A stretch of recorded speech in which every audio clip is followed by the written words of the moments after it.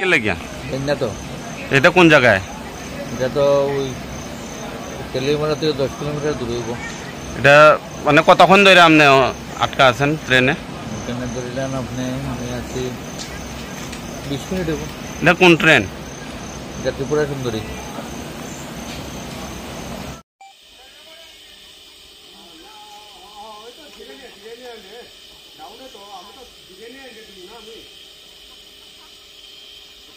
চাপা দিতে পারবো উপর দিকে। হ্যাঁ হ্যাঁ, একটু প্রেশার হইলে চাপা দিলে